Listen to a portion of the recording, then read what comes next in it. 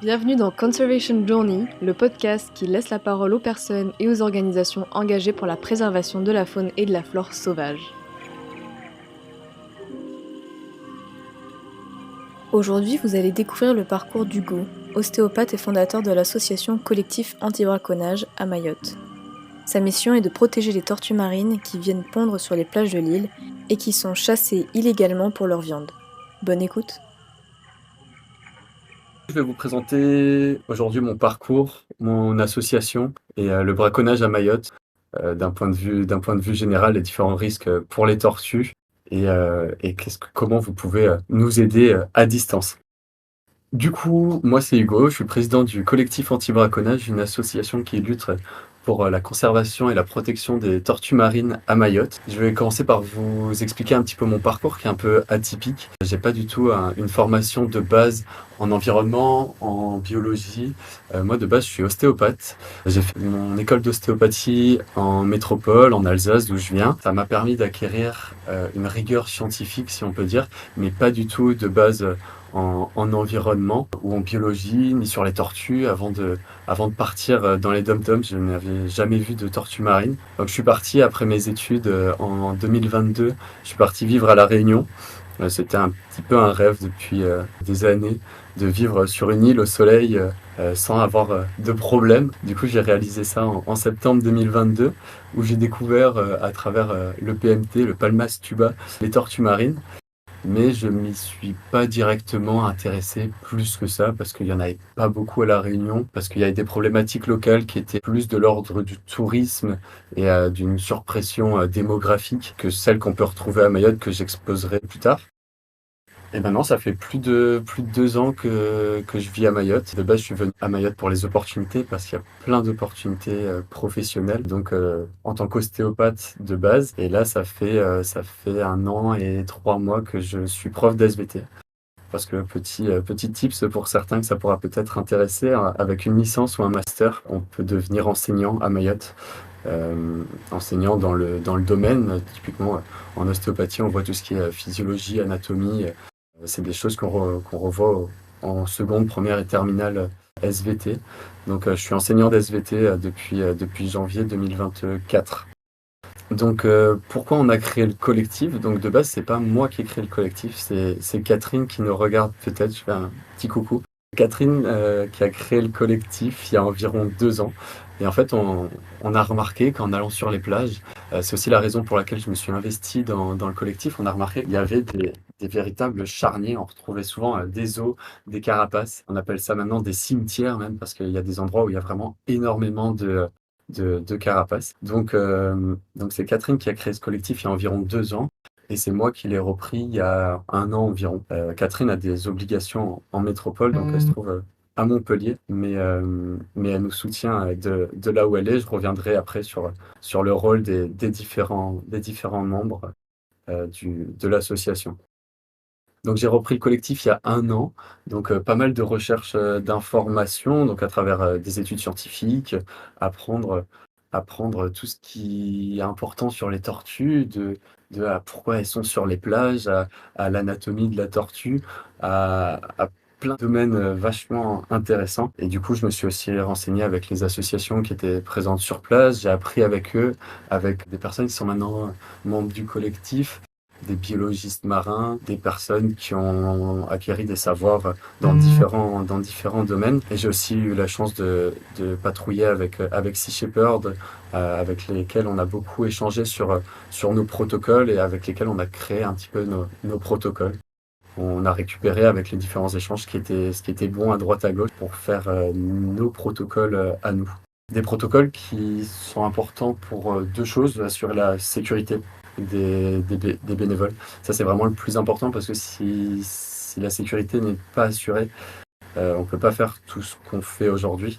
Et c'est pour ça qu'ils sont assez stricts et, et carrés pour rester dans, dans ce qui est, dans ce qui est tolérable et de prendre le minimum de risques. Et la sécurité des tortues dans un second temps, parce que c'est quand même notre but en allant sur les plages, c'est que les tortues soient en sécurité.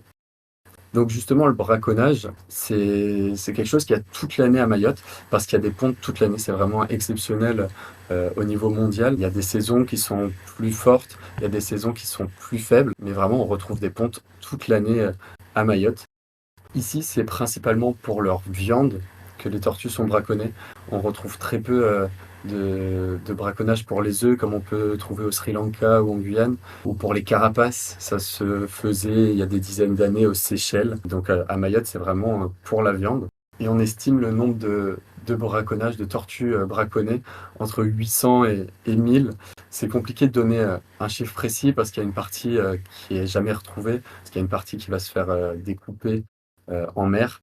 Et les carapaces vont être jetées par-dessus bord et une autre partie qui va être cachée. Je pourrais revenir là-dessus un petit peu plus tard. C'est caché dans ce qu'on appelle la Malavoune, c'est la forêt, c'est en arrière-plage. Et du coup, c'est très compliqué à repérer. On repère souvent les... Mardi encore, hier encore, on a repéré des, des morceaux de tortue, si je peux le dire comme ça, grâce à l'odeur. C'est une odeur de putréfaction qui est très désagréable et c'est comme ça qu'on repère le cadavre de la tortue. Donc les braconniers à Mayotte, c'est principalement des personnes sans papier qui sont exploitées par des riches Mahorais qui profitent un petit peu de la misère humaine et qui après revendent la viande entre eux pour, euh, pour s'enrichir et pour la délecter, si je puis dire. En mets de luxe, c'est décrit comme ayant des propriétés bénéfiques, soignant les maladies. Et aussi, avant les manzarakas et les mariages traditionnels, il est décrit, je préfère prendre des pincettes parce que c'est des choses qu'on pense, qu'on a pu observer. Je dis j'inclus tous les acteurs du territoire, la gendarmerie, la maritime, l'OFB, l'Office français de la biodiversité, avec qui on échange beaucoup, les différentes assos qui sont là depuis un moment aussi. Donc, c'est des choses qu'on a pu observer. Il y a beaucoup de suppositions encore. C'est compliqué d'affirmer des choses dans les tortues. Il y a des études qui sont en train de se faire, mais c'est encore poussif. Il n'y a pas encore énormément de, de vérité, même si on y travaille nous aussi. Je vais faire une petite intermède question. Il y a une question, est-ce que vous êtes parfois, voire souvent confronté à des situations qui vous mettent en danger? J'y reviendrai juste après sur nos protocoles. Et pour un petit spoil, non, moi j'ai jamais pris de risque pour ma vie. Je tiens trop pour ça. Je vais encore profiter pendant des dizaines d'années au soleil. Donc non, on n'a jamais on n'a jamais été en danger. On s'est jamais senti réellement en danger. En termes d'effectifs de tortues, on se situe comment à Mayotte? Vous effectuez des comptages? C'est fait sur certaines plages, mais pas sur la totalité, donc c'est compliqué de trouver à l'échelle du territoire des chiffres, encore moins des chiffres précis. C'est fait dans une baie de manière très scrupuleuse. Je salue peut-être Marie qui est sur le live également, qui a pu le faire un temps. Ils font de la photo-identification des tortues marines dans cette baie, c'est à Ngouja. En fait, en prenant en photo les trois faces des tortues, on peut découper les, euh, les écailles et faire une photo-identification et savoir exactement, avec un système de capture, marquage, recapture ou en comptage, avoir une estimation du nombre de tortues et de tête. Il me semble bien qu'il y a 300 tortues présentes à l'année dans cette baie d'Nguja. Et les particularités des tortues de Nguja, c'est qu'elles se trouvent tellement bien qu'elles ne migrent pas. Elles sont présentes à l'année, elles trouvent de la nourriture, il y a des mâles pour la reproduction et il y a une plage qui est magnifique pour pouvoir aller pondre, donc elles ne migrent pas. Et voilà, après faire des comptages au niveau de l'association en elle-même, ça peut être intéressant, mais c'est pas encore nos projets immédiats parce que c'est vraiment une association dans laquelle on veut diminuer le braconnage et pour ça, on passe avant tout par le pôle bivouac, le pôle sensibilisation sur lesquels on pourra revenir juste après. Que faites-vous après repérage de carcasses de tortues? Ça, pareil, on a des protocoles. Il y a un réseau, ça s'appelle le REMAT, Réseau d'échouage mahorais des mammifères et des tortues marines. On mélange un petit peu les lettres et il y a tout, il me semble. Il y a des protocoles où on mesure la carapace. Pour une petite idée de taille, les deux que j'ai mesurés, ça faisait 103 cm et 113 cm. C'est pour que vous imaginiez un petit peu la taille des tortues. On prend des photos de la zone, on prend le point GPS et on transmet tout ça à ce réseau qui est géré par une autre association, ONN, qui gère le réseau avec CETA Maoré, qui sont d'autres associations portées sur les tortues et sur les mammifères marins. Donc ça, on a des protocoles. Après, si la plage est fréquentée par les touristes, on va également enterrer le cadavre pour des raisons sanitaires, parce que niveau bactéries et tout, et, oui, bactéries principalement, c'est vraiment pas, c'est vraiment pas l'idéal sur des plages fréquentées par les touristes. Est-ce que c'est une espèce protégée tout de même? Comment est-elle enregistrée à l'UCN? Il y a plusieurs espèces à Mayotte. On retrouve 5 espèces qui sont toutes protégées, qui viennent pondre. Il y a la tortue verte et la tortue imbriquée. On trouve aussi la tortue luth, loin au large. C'est décrit plutôt par les pêcheurs. J'en ai jamais vu. On trouve un petit peu d'olivâtre et un petit peu de caouane. C'est les 5 espèces qu'on retrouve à Mayotte. Elles sont toutes protégées. Et j'ai pas en tête exactement le registre UCN des, euh, des, euh, des différentes espèces. Donc pour revenir sur le braconnage, à Mayotte, il se fait en très grande partie la nuit et sur les plages. C'est très rare que des pêcheurs gardent leur prise accidentelle parce que ça peut arriver. Il y a un très bon réseau avec le parc marin où les pêcheurs vont plutôt avoir tendance à les ramener au parc, à couper, si c'est seulement un hameçon, à couper de manière courte les lignes de pêche.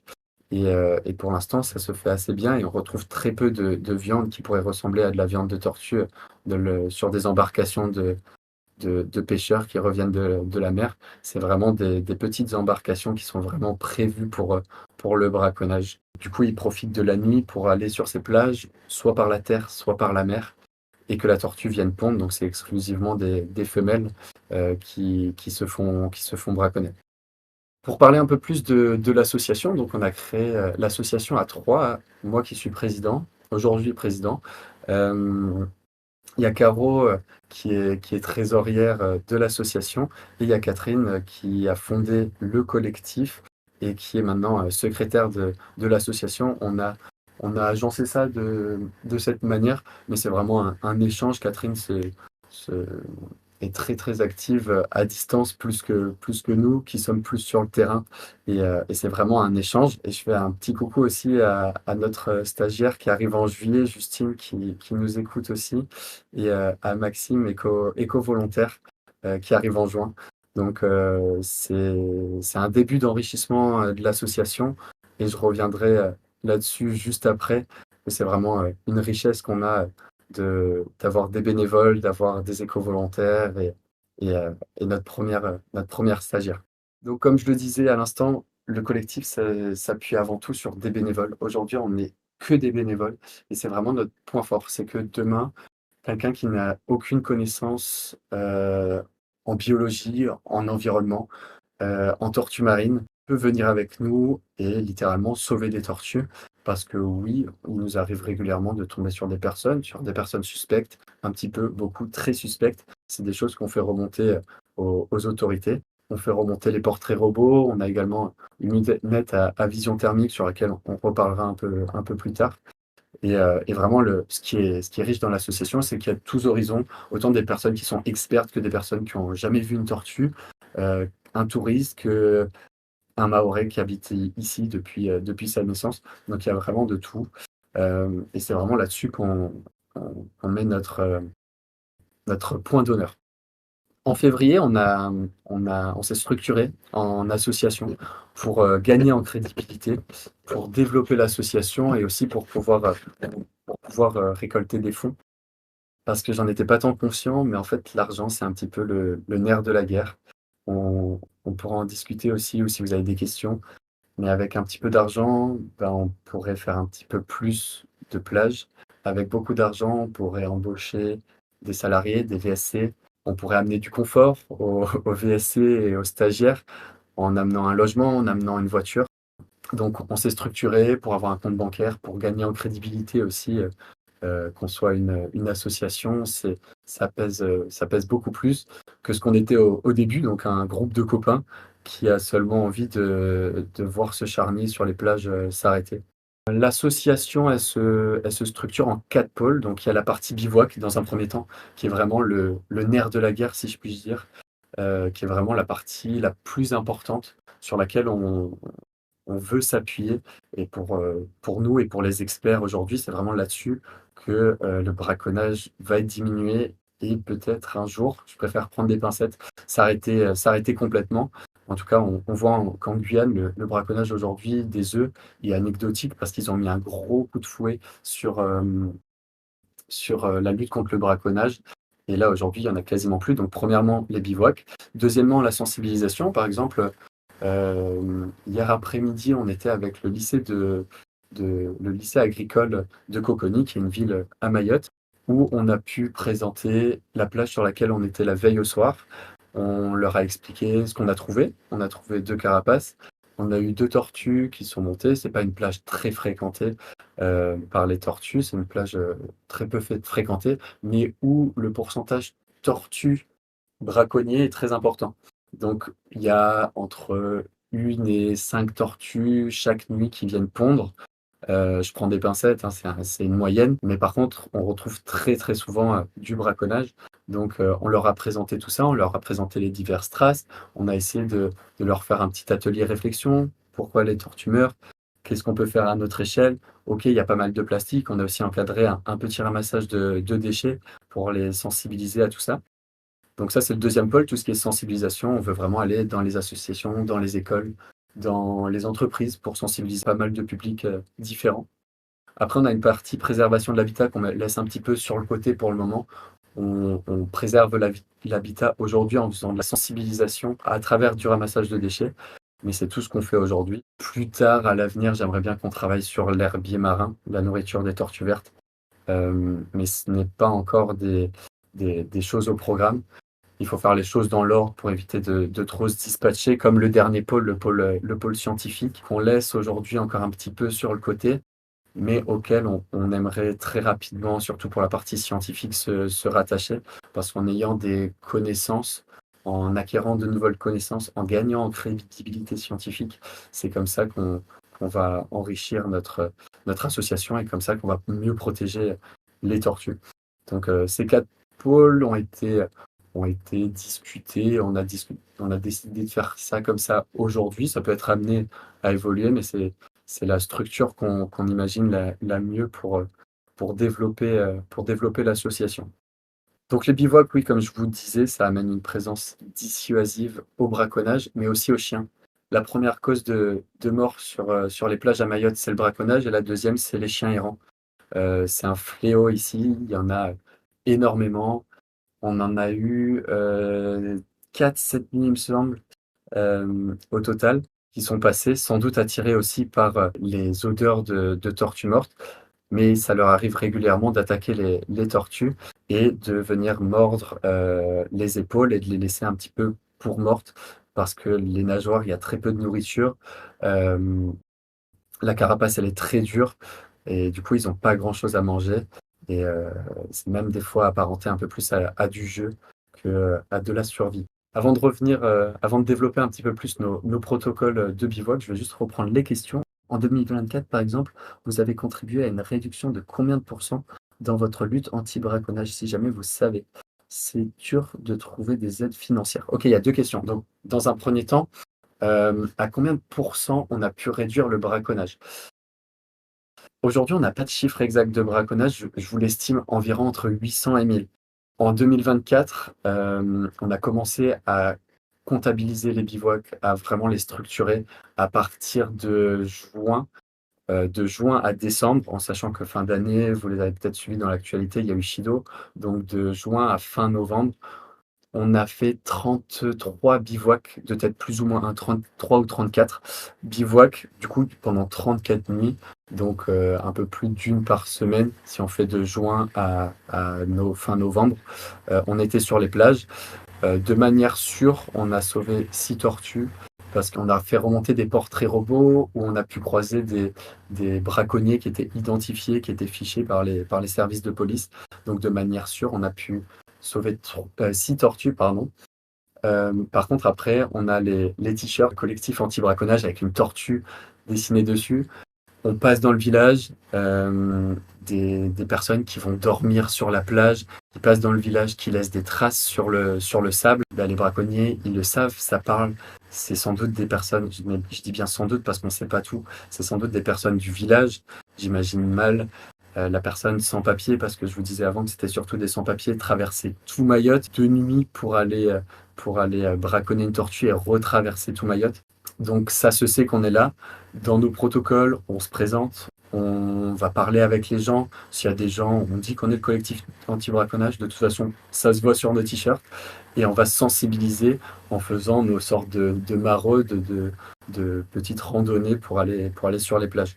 Donc c'est très difficile de donner un chiffre. En tout cas, on sait que pendant 34 nuits, sur la plage où on était, il n'y a pas eu de braconnage. Et c'est vraiment notre philosophie aujourd'hui, c'est que là, sur la plage où on est, bah, toutes les tortues qui montent, bah, elles vont redescendre en vie. En nombre de montées, ça va de zéro, parce que des fois, il n'y en a pas. Parce qu'on ne va pas que sur les plages les plus fréquentées. D'autres associations font ça, se priorisent sur les plages les plus fréquentées. Et nous, on décide de faire un petit peu toutes les plages un petit peu délaissées, comme là où on était lundi soir, où il peut y avoir un pourcentage de braconnage très important. On pourrait en parler longtemps, mais c'est très compliqué de chiffrer nos bénéfices. En tout cas, on sait qu'on en a et on va continuer à en avoir. Et des aides financières, ouais, c'est très très compliqué, surtout que là, on s'intéresse plus précisément aux aides financières depuis février, depuis la création de l'association. Et beaucoup sont fermés parce qu'on n'a pas 6 mois, 1 an, voire 3 ans d'association. Donc c'est très compliqué d'avoir des aides financières. À quoi ressemble une journée type d'un éco-volontaire? Bah, ça va spoiler un petit peu la suite. Je reviens sur la partie protocole, ça te répondra à une grande partie, et j'ai une partie spécifique sur la journée, la semaine type par après. Pour répondre à Émilie, oui, c'est bien 800 à 1000 par an, donc ça fait 2 à 3 par nuit. En travaillant sur le pôle scientifique, vous pourrez aussi obtenir davantage d'arguments pour améliorer la sensibilisation. Oui, on est bien d'accord. Oui, je suis entièrement d'accord. Le problème, c'est que pour ça, il faut du temps. Moi, je suis en mi-temps en tant que prof, en tant qu'enseignant d'SVT. L'intégralité des membres du bureau travaille. Une grosse partie des bénévoles travaillent aussi. Donc, c'est très compliqué de développer tout ça. Et on a décidé dans un premier temps de privilégier les bivouacs pour les raisons que j'expliquais avant. Est-ce que la police gendarmerie travaille activement pour réduire le trafic de viande de tortue? Si c'était plus strict, il y aurait peut-être moins de braconnage. Je suis d'accord, si c'était plus strict, il y aurait moins de braconnage, mais après, ils sont un petit peu surpassés ici. Il y a beaucoup de délinquance, beaucoup. Il y a de la délinquance, ils sont sur d'autres tableaux. La gendarmerie appuie la police de l'environnement régulièrement. C'est pas leur priorité numéro un aujourd'hui. C'est un choix de leur part, c'est compliqué de prendre parti. Voilà, je me mouillerai pas plus sur la question. C'est super intéressant, merci d'avoir répondu. C'est pas de souci, hein, je suis là pour ça. Quelqu'un sur Insta demande si c'est pas risqué vos campements. Justement, j'enclenche sur nos protocoles. Donc, on a mis en place des protocoles parce que oui, c'est la réflexion qu'on avait le plus de la part de la gendarmerie, de la part de bénévoles, de la part de touristes. Est-ce que c'est pas super risqué ce que vous faites? Donc, je vais vous spoiler, non, c'est pas super risqué. Moi, je ne risquerai pas ma vie. Les personnes qui étaient là ces derniers jours, ces dernières semaines, sans doute que non. Peut-être que certains si, mais pas moi. Donc, dans les protocoles, on arrive sur la plage avant le coucher du soleil. On va discuter avec les personnes qu'on rencontre tout au long du chemin. Bonjour, on est le collectif anti-braconnage. On va sur Grande Séchelle, comme là où on était. Vous allez faire quoi? Vous allez pêcher du poisson? Ah non, je suis là pour pêcher des bigorneaux. C'est ce qui nous est arrivé il y a 2-3 semaines.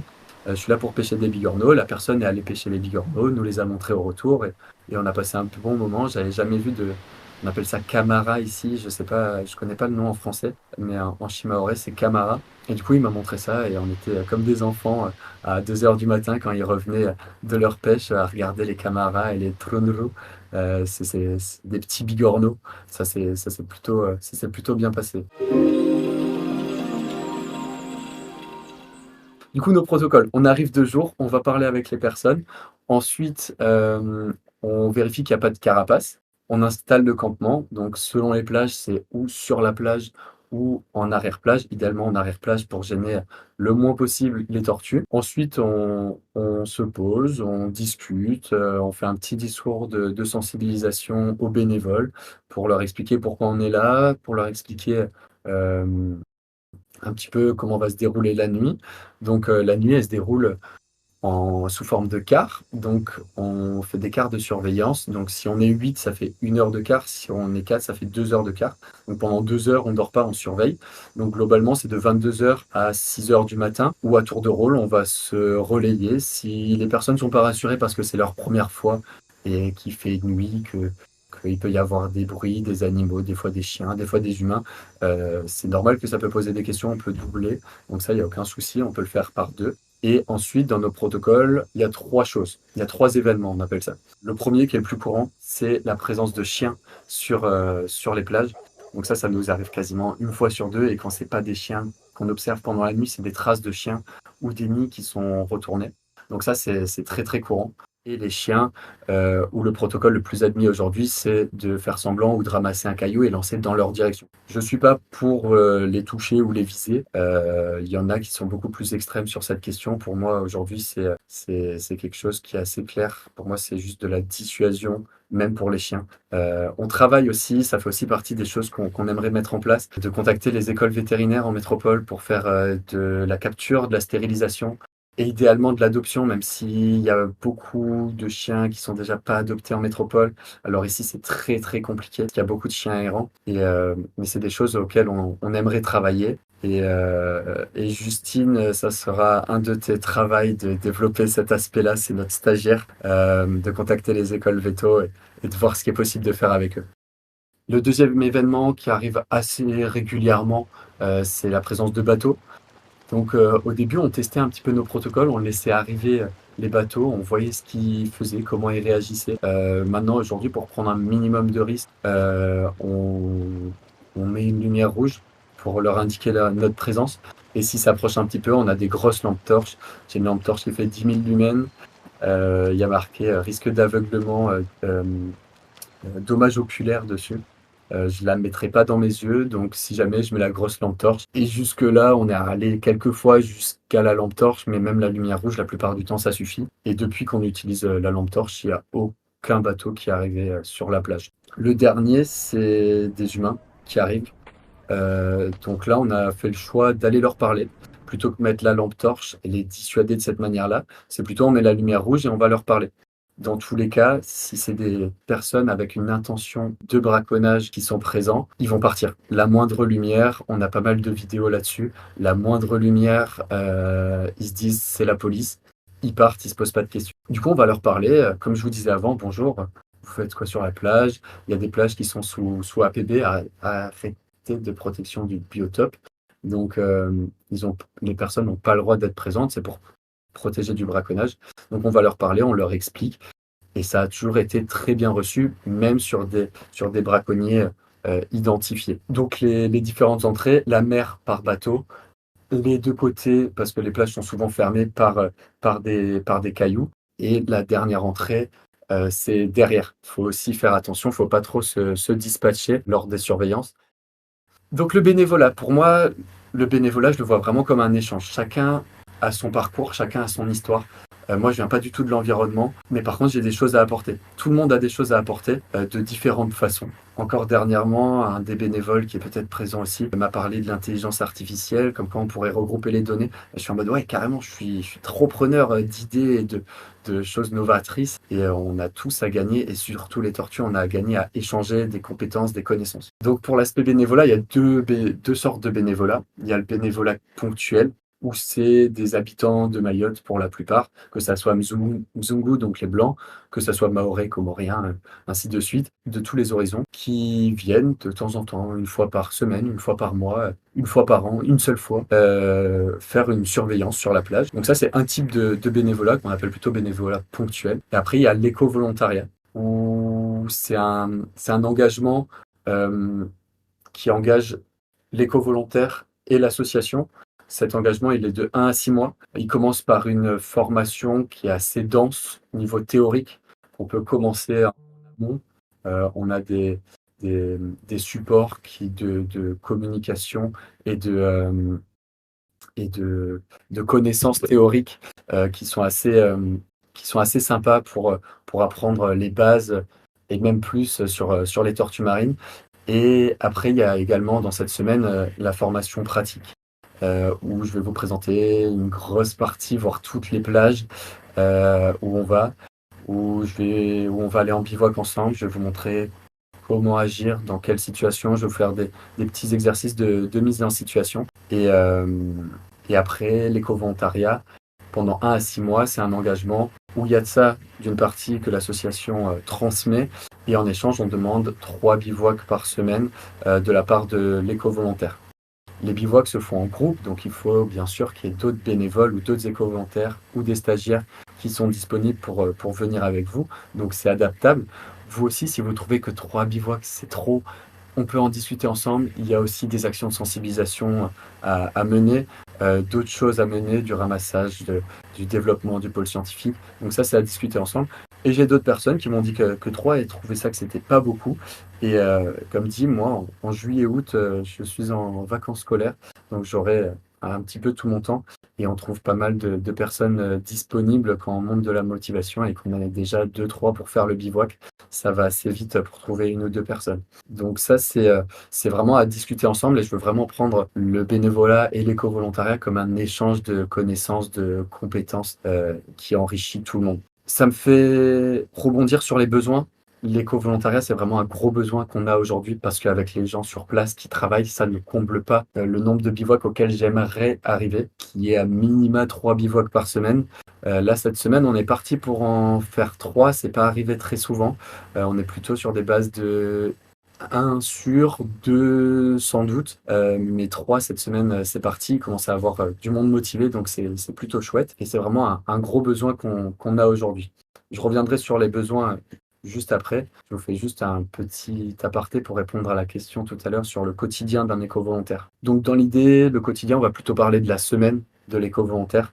C'est 3 bivouacs par semaine, par exemple mardi, jeudi, samedi, pour pas être trop fatigué et en enchaîner 2 de suite. Où les bivouacs, ça se déroule généralement, on part vers 17h15 environ. Si les personnes sont pas trop en retard, certains pourront se reconnaître. On part vers 17h, 17h15 et le bivouac se finit entre 6h et 6h30. Et parfois, on en profite pour aller faire du PMT après ou des petites randos avant. Ça, c'est à voir avec les différents bénévoles présents ces jours-là. Et après, le reste de la semaine, c'est plutôt libre. Il y a toujours des choses à faire. Je trouverai toujours des choses à vous faire faire si vous avez peur de vous ennuyer. Donc ça, ce n'est vraiment pas un souci. Par contre, c'est à minima 3 bivouacs par semaine. On peut discuter pour en faire 2. Donc c'est à ça que ressemble la semaine type d'un éco-volontaire. La journée type, je vous l'ai détaillé avant. Ça commence souvent par une petite sieste post-bivouac parce que c'est quand même assez fatigant. C'est pas les meilleures nuits qu'on passe. C'est pour ça aussi que les bénévoles ponctuels sont assez frileux de faire ça avant d'aller au travail, ce qui se comprend entièrement. Je vais rebondir sur les différentes questions qu'il y a pu avoir. Ça fait un moment que je n'y suis pas allé avant de vous présenter les différents besoins. Il n'y a pas de réseau de tortues marines à Mayotte comme ceux en Guyane, en Martinique et en Guadeloupe. Du coup, il y a le REMAT qui est présent à Mayotte qui s'occupe plutôt de la partie échouage. Après, il y a le CEDTM, le Centre d'études et des tortues marines, qui est présent à La Réunion, qui chapeaute un petit peu Mayotte également, mais c'est beaucoup moins développé, je pense, que dans les Antilles et en Guyane. Maxou07, le fait de poser vos campements, cela ne risque pas de dissuader les tortues de pondre sur le long terme. Exactement, c'est pour ça que dans tout bénéfice qu'on peut amener, on pense au côté néfaste et c'est des questions qui se posent. Aujourd'hui, au maximum, on se met en arrière-plage pour pas être dessus. On utilise 0 lumière blanche. On est au minimum même avec la lumière rouge parce que même la lumière rouge peut les déranger. Donc, on utilise un minimum de lumière. On parle pas très fort. On est plutôt contemplatif des étoiles filantes et des discussions qu'on peut avoir pendant que d'autres surveillent. C'est plutôt un moment d'apaisement, de tranquillité, qu'un moment où on met la musique et tout ça. Non, pas du tout. Donc, on essaie de faire en sorte, bien sûr, de déranger le minimum possible. Je dirais pas que ça n'arrive jamais, ça a pu arriver au tout début. j'espère le moins possible, mais je pense qu'aujourd'hui, on est vraiment sur un ratio bénéfice très très élevé par rapport aux dérangements qu'on amène. Est-ce qu'il y a une limitation de tourisme dans certaines zones ou une délimitation physique des lieux à protéger et des caméras de surveillance pour ces zones? Il y a un arrêté de protection de biotope sur 2 zones. Donc la partie Sazilé-Charifou, donc c'est une grosse zone de ponte où on peut avoir régulièrement entre 20 et 70 montées. Ouais, 20 c'est la norme maintenant. Ça peut monter à ouais, plus de 70 montées par nuit. Donc c'est des tortues qui viennent essayer de pondre. Elles n'y arrivent pas forcément en fonction des cailloux, en fonction du dérangement, en fonction de leur envie de pondre également. On pourra en rediscuter de tout ça. Euh, des caméras de surveillance, c'est très peu.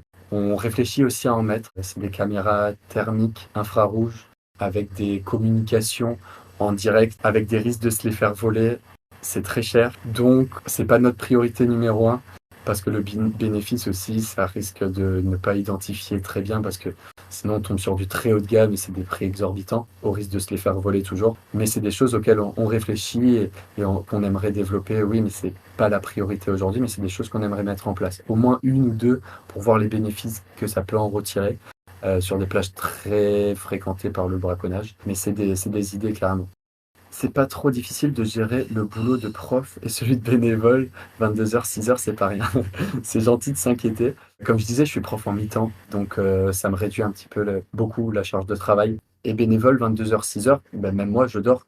On a des talkie-walkie, on, on a des protocoles. S'il arrive quelque chose, le premier truc, c'est de réveiller le référent de bivouac. Aujourd'hui, le seul référent de bivouac, c'est moi. Donc, me réveiller moi. On a une petite formation pour que je puisse déléguer d'ici peu. Mais oui, ça peut être un petit peu fatigant, mais globalement, on arrive à dormir entre 3 et 6 heures pour les meilleures nuits. On arrive à dormir entre 3 et 6 heures par nuit, donc ça reste quand même un quota assez faisable. Et après, derrière, on fait une petite sieste, on se couche un peu plus tôt le lendemain. On évite de faire 2 bivouacs 2 jours de suite avec la même équipe, et ça le fait. Question sur Instagram. Quand tu croises des personnes sur plage, que tu les dissuades, ils vont sûrement partir sur une autre plage. Non, c'est possible, c'est un risque. On y a pensé. Après, là, aujourd'hui, ils ont très très peur de se faire attraper. La dernière personne attrapée a pris 5 ans de prison, dont 4 fermes.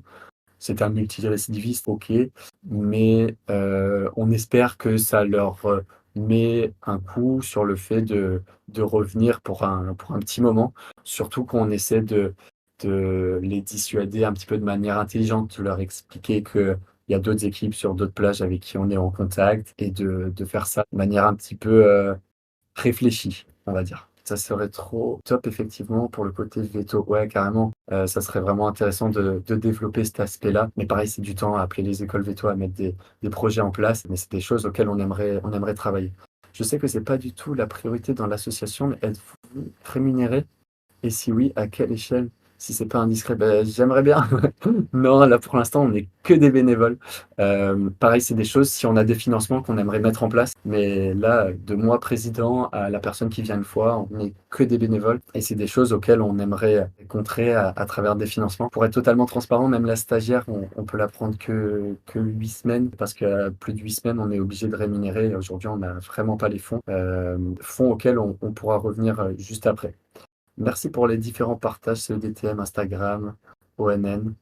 C'est vous qui avez fait poser l'APB ou c'était un arrêté? Non, c'est déjà posé depuis très longtemps, bien avant qu'on arrive sur les plages. Et c'est des choses qui ont été mises en place par le Conservatoire du Littoral, l'ADEALM et les autres associations. Les jumelles thermiques peuvent aussi être une bonne idée malgré leur coût. Exactement, Émilie, on en a, et je remercie la bénévole qui n'est pas qui nous écoute pas, mais je la remercie 1000 fois sur ce don. Ça coûte 2 000 euros, une monoculaire à vision thermique. Mais ça nous change la vie, ça nous permet d'avoir un coup d'avance sur les personnes sur les plages, de voir les bateaux. Parce que quand il n'y a pas de lune, ça peut être très sombre, même si la Voie lactée est magnifique ici, ça peut être très sombre. Et c'est vraiment une richesse d'avoir ça aujourd'hui. Je m'excuse si les questions ont été déjà posées. Vous prenez en charge le logement des volontaires. Est-ce que septembre est une période favorable pour les co-volontaires? Toute l'année est une période favorable. Il y aura des choses différentes. Comme je disais avant, les tortues pondent toute l'année. La saison haute, c'est de mai à fin septembre, octobre. où on peut avoir vraiment énormément de tortues sur les plages. Il y a les vacances scolaires en juillet et août. Du coup, tous nos profs bénévoles partent, ou une grande partie partent en vacances en métropole, à La Réunion, ainsi de suite. Donc c'est une période où on a besoin. En septembre, c'est la rentrée, donc les gens, ils ont autre chose à faire pour les profs que penser aux tortues. Et il y a encore énormément de pontes. Du coup, septembre, c'est très bien. Et en décembre, on a les tortues imbriquées qui viennent pondre. Donc c'est aussi une période où on ira sans doute sur d'autres plages. Ou pareil, en décembre, il y a un mois de vacances scolaires du 15 décembre au 15 janvier, plus ou moins, à Mayotte. Donc c'est des choses où on a moins de bénévoles, même si tous ne sont pas profs, hein. J'insiste beaucoup sur les profs parce que j'en suis un, mais tous ne sont pas profs, mais c'est des choses qu'on prend en compte aussi. Le logement. Là, pour juillet-août, on a des logements. On a 9 chambres aujourd'hui de disponibles. Je pense à toi, Maxime, je t'en laisse une. Mais on a 9 chambres aujourd'hui pour juillet-août, pour les vacances scolaires, justement, qui sont disponibles. À partir de septembre, il faudra qu'on discute ensemble sur les dates, sur les bénévoles qui nous laissent des chambres d'amis, voir aussi si d'ici là, on peut avoir des subventions pour avoir des logements. C'est des subventions qui sont demandées à hauteur de quasiment 12 000 euros par an, à 1 000 euros par mois le logement, pour essayer d'avoir au moins 2, 3 chambres. Donc c'est des subventions assez importantes qui prennent du temps et qui sont très compliquées à avoir. Mais j'espère pouvoir proposer à l'année à minima une chambre pour un, voire deux éco-volontaires si vous voulez venir avec votre petit ami, votre meilleur ami ou un ami d'enfance que vous n'avez pas vu depuis longtemps et que vous êtes tous deux intéressés par l'environnement. C'est des choses auxquelles on réfléchit. C'est une toute nouvelle asso, ça prend du temps avant de pouvoir sécuriser les postes rémunérés. Malheureusement, bah ouais, Émilie, je pense que tu connais un petit peu le sujet. C'est très compliqué de pouvoir rémunérer et de pouvoir pérenniser la rémunération parce que prendre quelqu'un pour un mois, 3 mois, ça a un intérêt, mais c'est pas l'idéal. Oui, je me doute. Merci pour votre réponse. Merci pour ta réponse. Pour les pontes, vous devez localiser où elles ont été faites, du coup. C'est une tâche assez compliquée, non? Les pontes peuvent être localisées a posteriori. On a des moyens, je vous l'apprendrai si vous venez, de repérer s'il y a eu ponte ou s'il n'y a pas eu ponte, même sans voir si la tortue a pondu. Même en venant le lendemain de la ponte, on peut le voir. Donc ça, on peut localiser à moins d'1 mètre la ponte. Par contre, aujourd'hui, personne ne demande la localisation. Donc c'est des choses qu'on ne prend pas parce que c'est encore une fois un temps investi qui aujourd'hui n'est pas utilisé. Et d'ici moins de 2 mois, les tortues dans l'œuf seront retournées à l'eau. Et c'est des données qui seront plus aussi pertinents, on va dire, que sur le moment où il y a l'œuf qui est encore dans le sable. Mais effectivement, si un jour on nous les demande, et il y a des études, il y a des doctorants qui veulent venir avec nous, c'est des choses avec grand plaisir. Prends le temps de parler de vos besoins et de conclure. Avec grand plaisir. Justement, nos besoins, donc il y a le besoin d'éco-volontaires, de bénévoles, avec lequel que je vous ai déjà présenté en long, en large, en travers. Il y a la partie financière, je vous l'expliquais. On a besoin de petits, de gros matériel. Dans le gros, je vous parlais des logements. On a aussi besoin d'une voiture. Parce que oui, à titre personnel, j'ai qu'un scooter. Donc pour ramener des bâches, pour ramener du matériel de sensibilisation, c'est très compliqué. On a une lunette de vision thermique. Aujourd'hui, on aimerait en avoir une deuxième pour assurer encore plus de sécurité, pour pouvoir doubler les plages aussi, parce que là, on commence tout doucement à avoir un petit peu de monde qui se positionne, où on a 2 équipes. On aimerait pouvoir doubler les plages, assurer une batterie plus longue aussi, et développer tout ça en assurant une sécurité. Donc ça, c'est le gros matériel. En petit matériel, on a besoin de Tokiwoki. Pour l'instant, on en a 2. C'est aussi un don d'une bénévole qui est super généreuse parce que des Tokiwoki Pro, ça coûte quand même plus de 100 euros. Donc on en a 2 aujourd'hui. On a besoin de hamac, on a besoin de bâches, on a besoin de lampes frontales parce qu'il y en a qui ont zéro matériel, parce qu'ils n'ont pas les moyens. Et on veut offrir à tout le monde la possibilité de venir avec nous, indépendamment de leurs moyens, de leur origine. Tout le monde peut venir avec nous. On a besoin de lampe torche aussi pour dissuader. Plus la lampe torche est forte, plus elle coûte cher. La mienne, 10 000 lumens, vaut 250 euros et elle est très très bien. Donc c'est des choses qu'on a besoin. Un Mac, ça coûte 20 euros à Decathlon. Donc c'est vraiment de tous les budgets qu'on a besoin de vraiment de, euh, de pas mal, de pas mal d'équipements divers et variés. Donc ça, si vous pouvez faire Si vous pouvez faire un don sur la page Facebook, il y a une possibilité de faire des dons de manière exceptionnelle. Donc une fois 1 euro, c'est toujours 1 euro de prix. De manière récurrente, tous les mois 10 euros, ben, c'est énorme. Et ça peut aussi être des dons en matériel. Si vous avez un hamac au fond de votre grenier, j'allais dire, qui vous servent à rien, ben nous on sait que vous savez que toutes les semaines il sera utilisé pour sauver des tortues. C'est des choses qu'on prend. Pareil pour la frontale. Pareil, on pense à l'environnement, on priorise des frontales rechargeables, des choses comme ça. Le Hello Asso, vous pouvez également adhérer à l'association où vous pouvez faire un don. Il y a aussi nos futures formations le 17 mai pour ceux qui sont à Mayotte. Il y a une formation organisateur de bivouac que j'animerai au réseau EEDD, Éducation, Environnement, Développement Durable, avec qui on est également en lien. Et voilà, niveau besoins, c'est les principaux et tout ça, ça va servir à 100% pour les tortues parce que je vous le répète, on n'est pas payé, même si on aimerait être payé à terme, pas forcément moi, mais un biologiste marin qui pourra développer le pôle scientifique et coordonner toute la partie bivouac sensibilisation, ça pourrait être un atout énorme. Je reprends la question. Il me reste 3 minutes, Émilie, 3 milli. Il me reste 3 minutes, Émilie, si ça te va.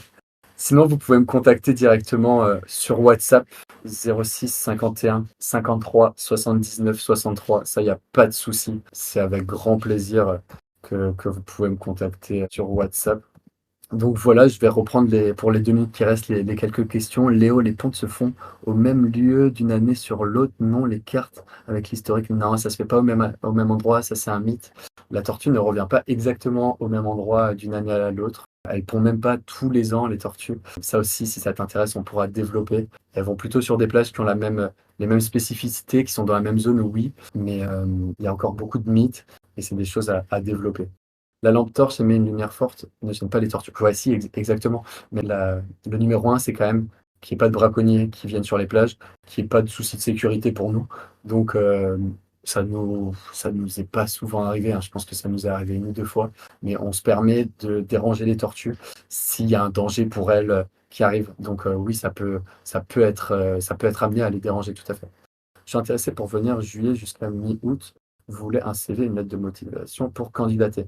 Oui, idéalement, un CV, c'est pas pour la partie administrative, c'est plus comme ça je comprends un petit peu qui t'es avant qu'on s'ait au téléphone. Une lettre de motivation, je suis pas très procédurier, donc si tu me fais une présentation de tes motivations, ça me va très bien par mail, collectifantibraconnage@gmail.com. C'est simple, efficace. Ou sinon directement sur WhatsApp aussi, hein, ça me va très bien. Non, il n'y a pas de lampe, il y a pas de lampe spécifique. On réfléchit à des sifflets pour les chiens spécifiques à ultrasons qui ne dérangeraient pas les tortues. Mais c'est aussi à voir si ça existe, si les fréquences utilisées ne sont pas les mêmes que les fréquences auxquelles les tortues entendent. Donc ça, c'est aussi des choses qu'on qu'on peut qu'on peut être amené à réfléchir et à développer. On essaiera de vous aider au max. Partage à fond sur les réseaux pour des dons grandes comme à petite échelle. C'est super. On a régulièrement aussi des gens qui viennent de métropole. Donc, typiquement, je repense au hamac. Mais donner 20 euros pour une association, c'est pas forcément où ça part. Même si là, c'est assez transparent. Mais donner un hamac, vous savez qu'il sera utilisé pour aller en bivouac. Donc, c'est des choses qu'on a vraiment besoin. Pareil pour, euh, pour les bâches. Hein, là, on sort de saison des pluies. La semaine dernière, on s'est pris une nuit où il a plu au début, on était mouillé toute la nuit parce que la bâche, on n'a pas encore l'équipement pour l'accrocher. C'est des petits trucs comme ça, mais ça coûte encore. Là, j'ai récupéré des cordes usagées de kitesurf, encore un don pour pouvoir accrocher, que ça prenne pas trop de place dans le sac et pouvoir accrocher. Donc, c'est du travail, de la réflexion perpétuelle. Ça, c'est une idée qu'on a eue début de semaine, les cordes de kite qui sont usagées. Donc voilà.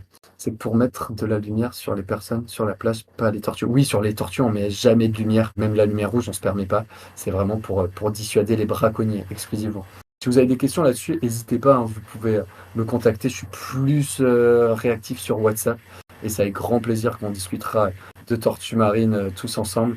Et je quitte là-dessus, Émilie me fait un petit clin d'œil, je quitte là-dessus. C'est un grand plaisir par lequel on pourra discuter ensemble. Je suis plus présentiel que visio. Regardez, ça ne fonctionne pas extrêmement bien, mais on a réussi à faire quelque chose d'assez intéressant. Au plaisir de vous accueillir, comme j'accueille déjà plusieurs éco-volontaires, stagiaires à Mayotte. On ira boire un verre ensemble, on se formera ensemble et on apprendra ensemble. J'espère que cet épisode t'a plu. Si c'est le cas, n'hésite pas à laisser un avis et à partager autour de toi. Tu peux retrouver tous les liens utiles dans la description. Pour rappel, retrouve comment aider les associations partenaires sur mon site conservationjourney.org ainsi que toutes les ressources pour t'orienter. Il y a autant de manières de s'engager pour la préservation de la biodiversité qu'il n'y a d'humains, alors j'espère que ce podcast et toutes mes ressources vous aideront à trouver la vôtre. À bientôt dans un nouvel épisode.